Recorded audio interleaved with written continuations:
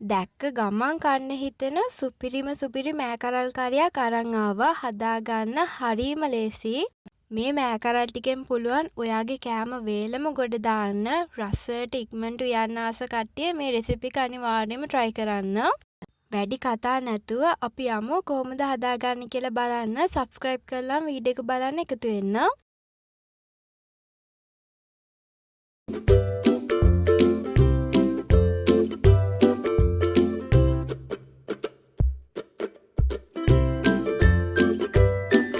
මෑ සුද්ධ කරලා සෝදලා කෑලි වලට කඩාගෙනම අරගත්තා.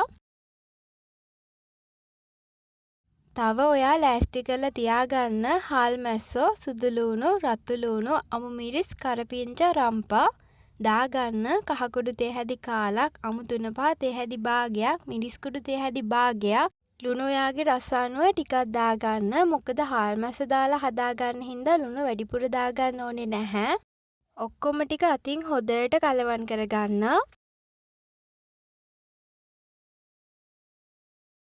එහෙනම් දැන් යමු කරිය හදාගන්න. පොල් තෙල් මේසැන්දක් විතර දාලා තෙල් එකට දාගන්න කොටාගත්ත සුදු ලූණු.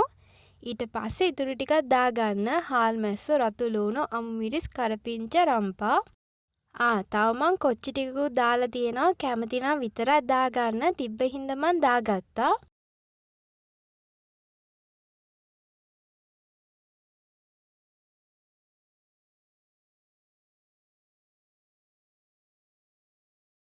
හාල් මැස්ස ටික තෙලේ බැදෙනකම්ම මේ විදිහට හැන්දෙන් කලවම් කරන ගමන් තියාගන්න.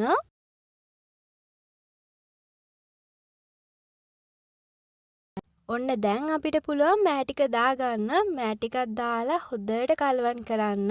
පොල් කිරි දාගන්න ඕනේ.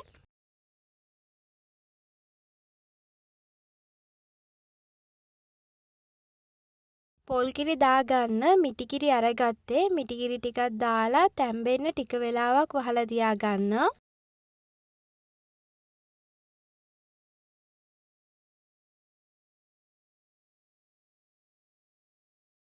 ඔන්න දැන් අපේ රසම රස මෑ කරිය වැඩ සම්පූර්ණයෙන්ම ඉවරයි. මේ වෙලාවේදී නම් හොඳ සුවඳක් එනවා. ඔයාට ආස හිතෙනවා කන්න. ඒ තරම්ම මේක රසයි. රසට සුවඳට පාටට තියෙනවා.